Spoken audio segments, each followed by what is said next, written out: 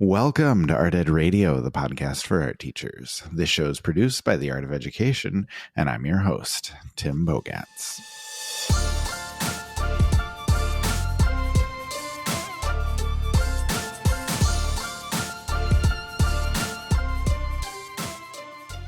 All right, welcome to another exciting edition of Let's Talk About a Whole Bunch of Art History with Kyle Wood.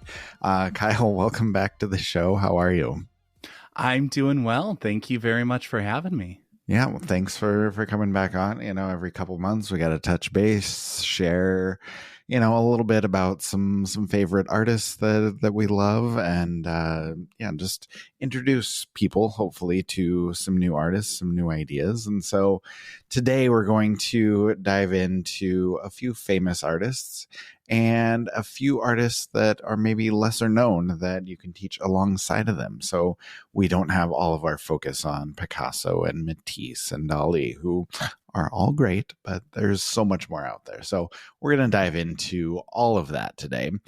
Before we get there, though, Kyle, you and I, we actually saw each other last month at NAEA, but it has been a while since you've been on the podcast. So I'd love an update from you. Like, how are things?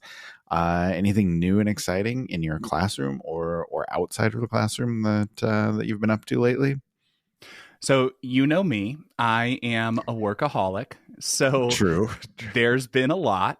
So like right after the NAEA, I had my school art show. So 500 artworks around. Yep. And I decided that was the perfect week to also screen print T-shirts with all 500 kids in my building.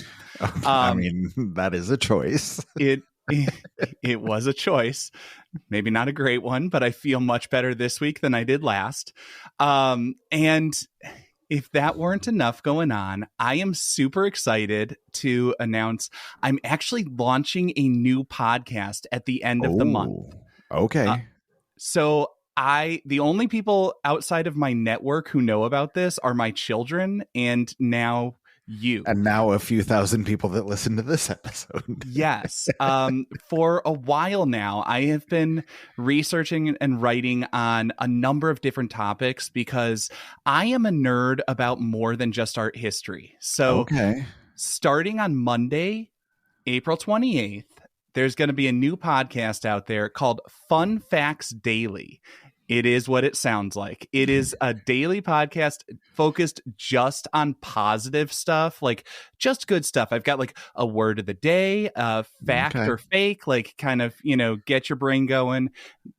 A little list of like 5 fun facts, all about like one central topic for the episode. So I'll do, the pyramids in Egypt. I'll do the human brain. I'll, of course, get some art stuff in there as well. But it's just something I've been working on because I just want to be putting some positive stuff out there.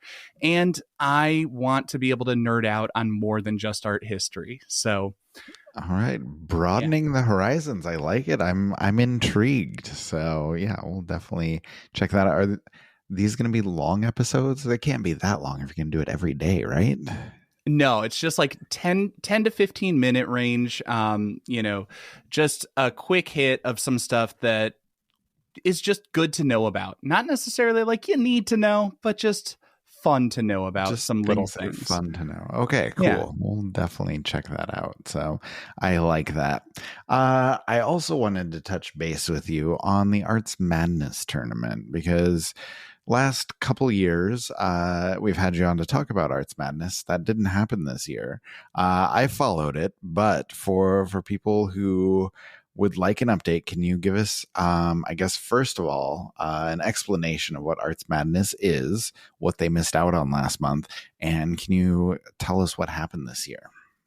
Okay, so obviously anybody in America, I'm sure, has heard of March Madness, the famous college basketball tournament. 64 different teams competing to get to just one ultimate winner. I do a March Madness style bracketed tournament with 64 diverse artists, and every week half are eliminated until just one remains.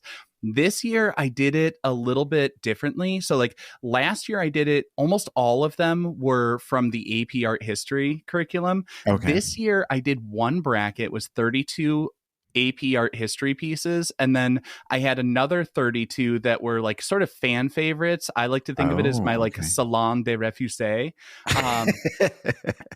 And so it came down to, in the end, Hokusai up against Maurizio Catalan, or as my students know it, the banana. The banana. You and I did a whole Who Arted podcast on Catalan, so I enjoyed seeing him advance there, the banana guy.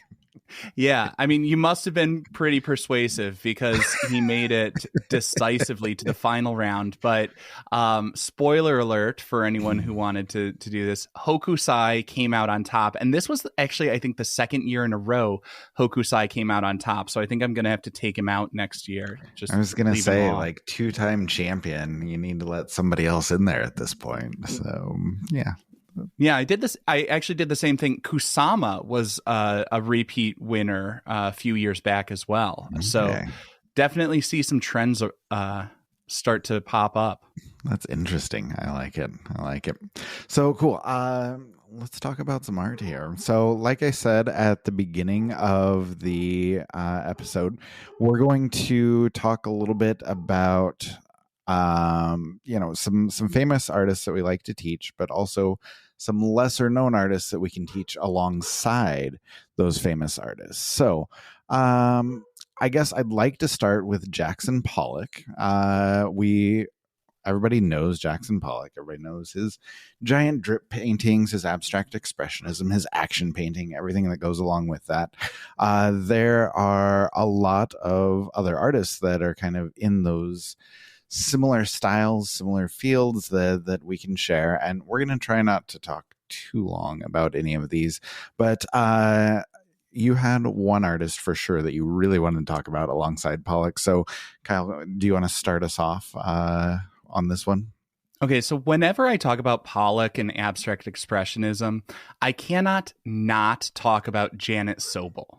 Because Janet Sobel was an unlikely figure to revolutionize the art world. I mean, she was a grandmother who painted on her floor of her Brooklyn apartment, but she was doing all over painting and drip paintings and experimenting with unconventional tools and materials. And she was doing that about a year before Pollock was. I was going to say, all of the things that Jackson Pollock was doing, Janet Sobel was doing them first. Yeah, I mean, it's kind of like when we talk about how, people like Mondrian and Kandinsky will make dubious claims about, quote, inventing abstract art, but Hilma af Klint was doing it before them. Yep. Janet Sobel was like the OG all over painter, and she was doing stuff, that was really innovative. And I think the thing that is most sort of tragic is she was like a rising star. I mean, Peggy Guggenheim was including her in her show, in her gallery.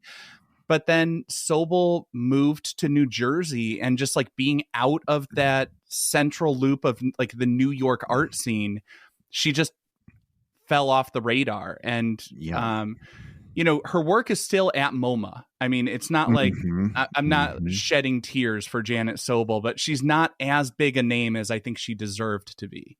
No, I think that's an excellent point. And, I was just going to share along with Peggy Guggenheim, Clement Greenberg, the super famous critic, was also a big fan of Janet Sobel. And he's got a story about taking Jackson Pollock to one of Janet Sobel's shows. And Pollock was just loving all of it. And later on, Clement Greenberg like straight up said, he stole those ideas from Janet Sobel, which is crazy. And I don't think that many people know that. And so I don't know, I think between like you said, the fact that she kind of moved away, art at that time was a very like insular place, and like once you leave that circle, it's tough to get that recognition. So along with, you know, that idea with, you know, a little bit of misogyny and just kind of those connections being severed, she's just not as well known as she could be, or as she should be, if you want to make that argument. But yeah, Janet Sobel is definitely somebody to check out. Anything else about Janet Sobel before we move on? No, I mean, I could dedicate an episode to Janet Sobel, but I also do kind of wonder, like, you know, when we talk about ABEX and stuff, you know, the big names, obviously, aside from Pollock, would be like de Kooning. Both de Koonings were wonderful. Elaine de Kooning was a great artist in her own right. Hot take: Elaine de Kooning way better than Willem de Kooning. I'll stand by that take.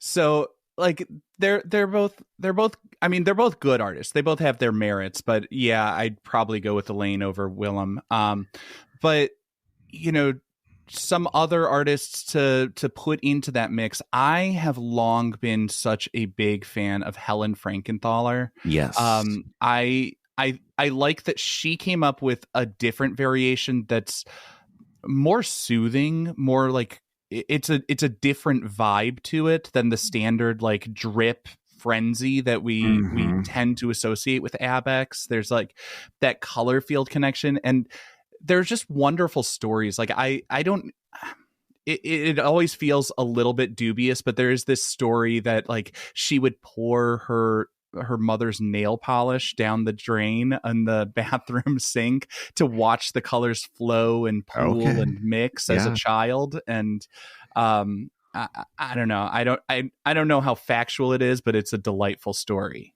No, I mean, I would do the same thing. So I love that. The thing I always told my kids about Helen Frankenthaler is she's sort of the go-between. She kind of bridges the gap between abstract expressionism and color field painting.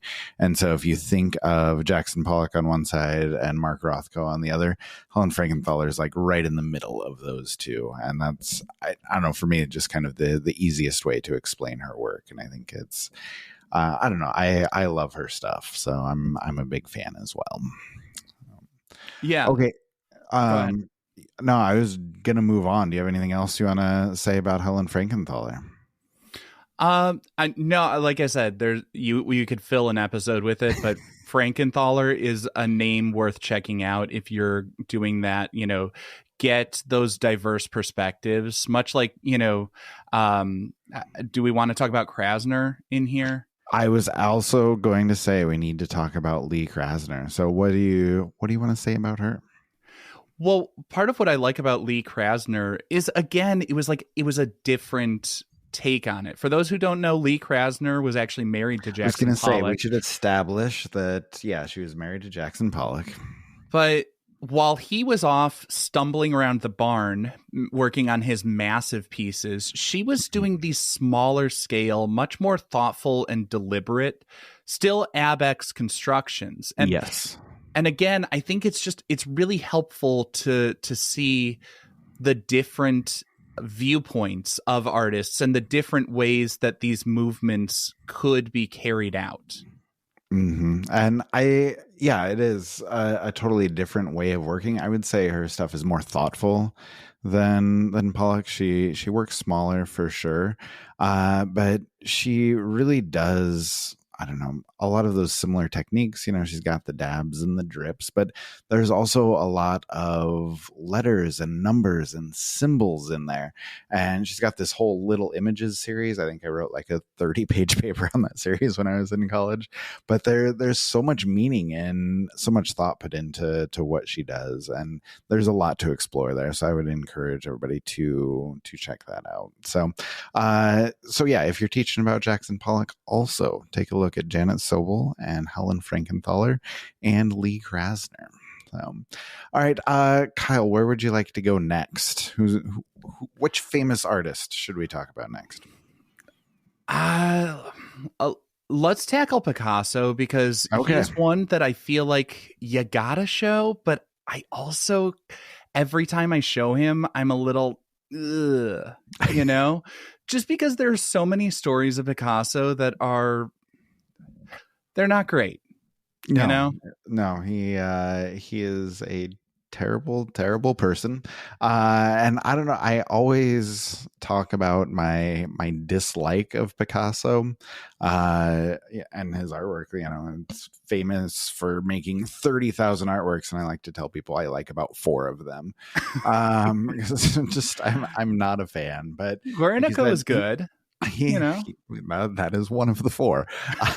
But I don't know, he played such a big part in art history, so many parts of it, that you almost have to talk about him. But there are also other artists who can fit the bill, who are doing similar things. There are a lot of connections, or a lot of similarities between their work and Picasso's work. First one I wanted to bring up was Derek Adams. Are you familiar with Derek Adams? Do you know him? Um, I'm thinking of the African American artist, right? Yes, He does contemporary. a lot of I'm thinking of like the people in Pools, the floaties series Yeah. and stuff like that. Am I right Yes. on? Yes. Yes, we are great at describing. But no, I was going to say he's got kind of a collage aesthetic, but there's also kind of a cubist look to a lot of his stuff, his figures especially. But there's a lot about joy, a lot about celebration, and so I really like that aspect of it because, like you said, going back to the bringing good news into the world, it's fun to show like creative, joyful artwork, and Derek Adams does that a lot, and so it's a good contrast with Picasso's work, which can be very dark, very depressing. And so, along with that joy, Derek Adams also has a lot of bigger ideas about the Black experience, about culture and identity, but also about empowering artists and using art as a healing tool, and just a lot of layers, a lot of different goals that he has with his artwork that I think are really respectable and really good discussions to have. So I like Derek Adams along with Picasso. So anybody else that you like to teach along with Picasso? Okay, so along similar lines, although I got to say I love the Derek Adams connection. I was like questioning my knowledge as you brought up like Adams, because I didn't Yeah. see that connection. It's almost like a point counterpoint, because his stuff, like as you describe it, I see what you're talking about, but Mm-hmm. I don't think of it as cubist and fragmented the way that I do some Okay. other stuff. But I think a more direct one that also still has a bright and uplifting tone that I talk about in my classroom every single year, Brito. Ramiro Yes. Brito Yep. is doing stuff that I think it's like technically neo-pop is how we would classify it, right? I Like think that's fair. Yeah. It's a pop art sensibility, but it's got the fragmentation of cubism, simplified shapes. But his stuff, again, it's very bright. It's cartoonish in so many Yeah. subjects, but Yep. there's a very deliberate positive tone. And I like that. I like stuff that has good vibes, There's too much going on already to not just take a break and enjoy some pretty pictures that are affirming. Yeah, for sure. Well, and that also gives me the chance to bring up that I interviewed him, oh God, probably like 7 or 8 years ago now. So very old Art Ed Radio podcast. We'll link to that in the show notes if anybody wants to hear him chat about his work for a little bit. And then one last artist real quick, Manuel Mendive. He's Cuban, I believe. But I just see some like similarities between him and Picasso with like how he's doing composition, how he's bringing in like fantastical creatures, anything about Picasso and his manitars and whatever else. And Mendive has a lot of really like very, I don't know, very creative, very fantastic creatures that come into his work. And he also has a lot of the influence of African art in his stuff as well. So I didn't suggest people look up Manuel Mendive and just see if that's somebody you may want to bring in as well. All right, Kyle, can we move on to Salvador Dali? Everybody loves teaching.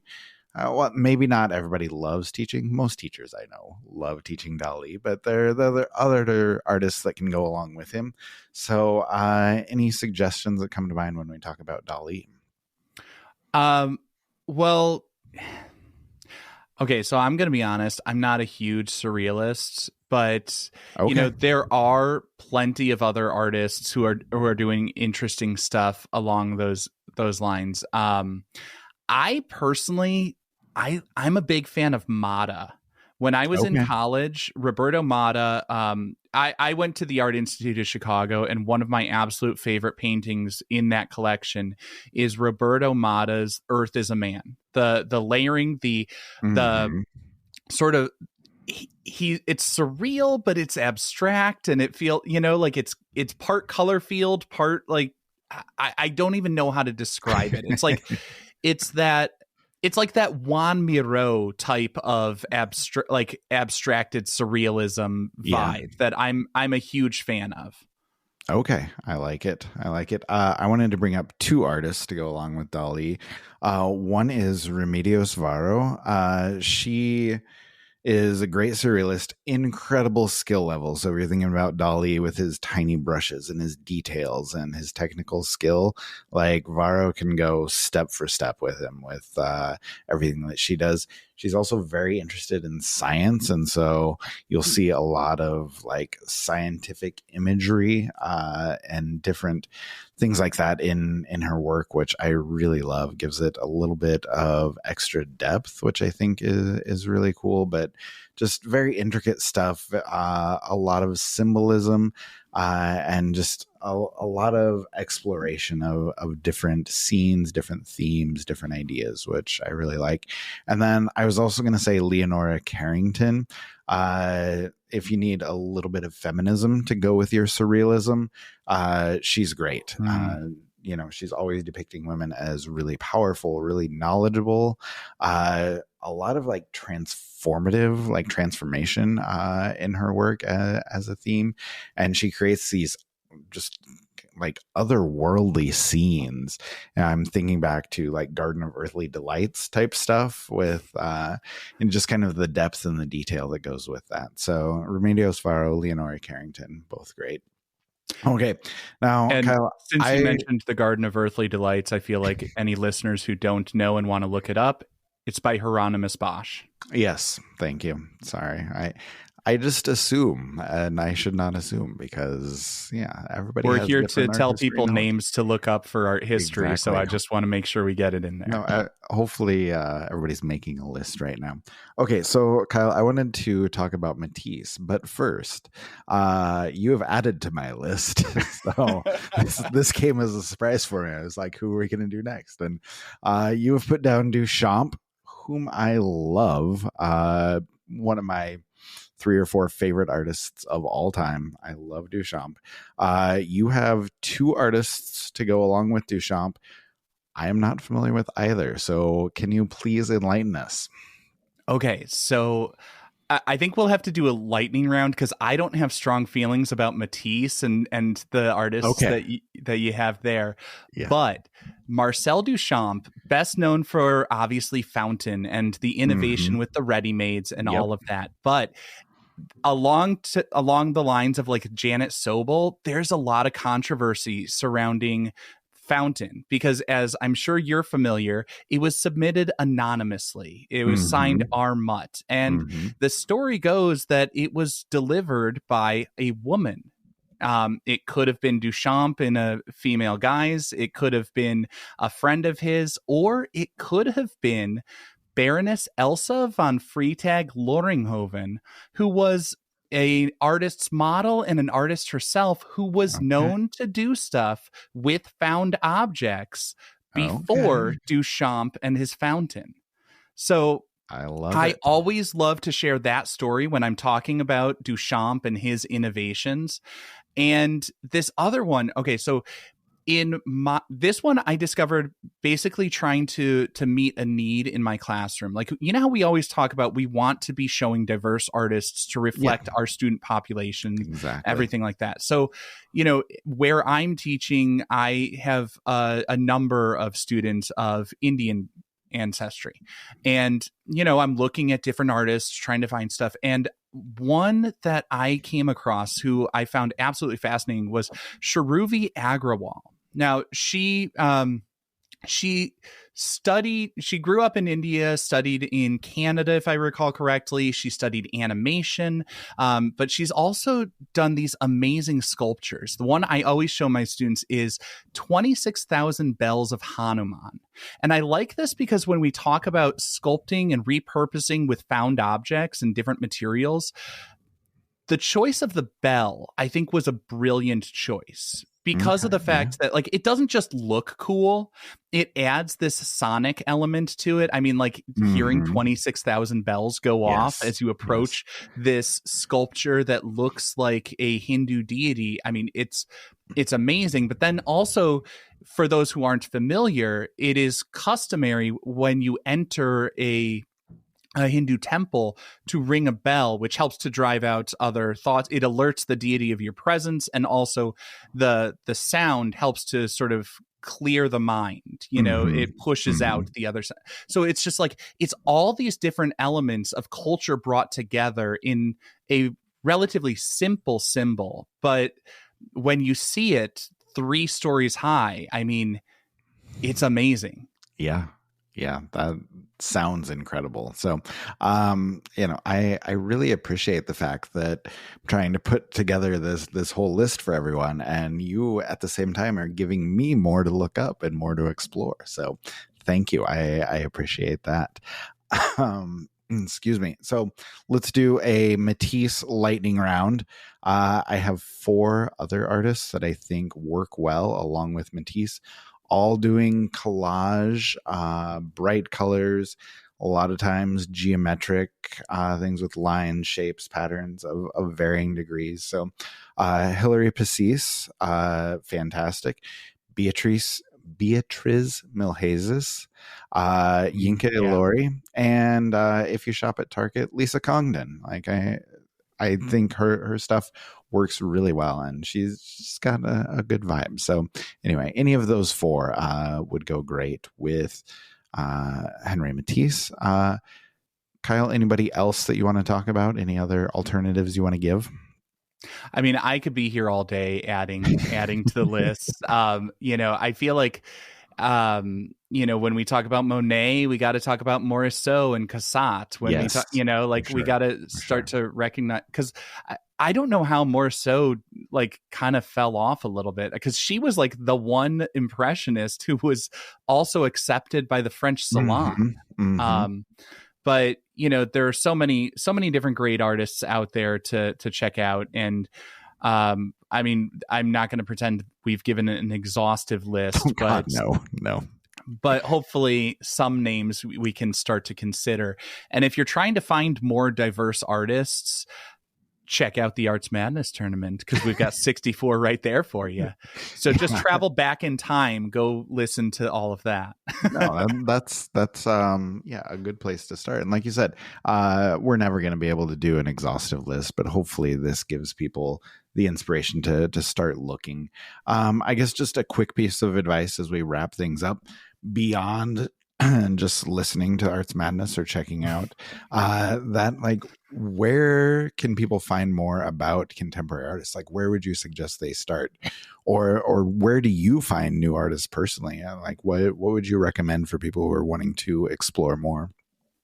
Okay, so one that has driven me absolutely nuts now, because it's come up in my searches so many times, is an article that you put up on The Art of Ed a long time ago. I very often will start just Googling terms that I'm thinking of, like, fun facts about contemporary art or something like that. I came across, the artwork on the moon when I was just Googling, like, I wonder if anyone's ever done anything with art in space. So sometimes I just think about, like, what would I like to be in the world, and start asking, has anyone ever done that? Does it exist? And very often it does exist. But other sources that are great are, the Art of Ed community. There have been multiple posts where people have been like, oh, I'm trying to find someone for this, or, who are your favorite contemporary artists? And in that thread, there are some gems that, like, I had never heard of. Exactly. And you start to find amazing stuff that way. I also always recommend very similar lines before the Art of Ed community was around. I just leaned on the other people in my district. Like, the first time I was doing Arts Madness, I just sent an email to my colleagues saying, I've got 50 artists here. I want more diversity. Who can hop onto this Google Doc and add some more for me? Yeah. And they did. People are often very generous about stepping up to share their insights and share their favorite artists. It's a joy to share your favorite people artists. Love talking about the things they love. So yeah, if you can reach out, if you have somebody who can talk about art with you, like, that's a great place to start. And as a bonus, you make stronger connections with your colleagues. You start to feel like you understand them better as you see, like, oh yeah, we both love this. Or you realize, like, oh, you like Gauguin? I'll be staying away from you now. Oh, that's good. So cool. All right. Well, Kyle, thank you for bringing on your expertise. Thank you for giving me some new artists to check out. And thanks for joining me for this one. It's been fun. Oh, thank you. I always appreciate you're willing to tolerate my presence. So thanks. Thank you to Kyle for coming on. Of course, check out his podcast, Who Arted. I was on there a couple of weeks ago, ostensibly to talk about minimalism, but it took a dark turn. We spent some time talking about murder instead, but also art. We got to the art. We talked about Lightning Field by Walter de Maria, and it was a good conversation. I think it's worth a listen. You can also check out Kyle's new show, Fun Facts Daily. We'll link to everything in the show notes. The other really cool thing that the Art of Ed is doing right now, if you're interested in art history, is the YouTube series called 5 Minutes of Art History. Two great hosts, Joe Boatfield and Harris Waltuck, and some great artists that they're talking about. Vashti Harrison, Corbusier, and Marina Abramovich are the first 3 episodes. The videos are fun, they're fast-paced, they are packed with info and great ideas on how to teach your students about these artists. So it's another great tool if you're looking for more ways to incorporate art history into your classroom. Make sure you check them out.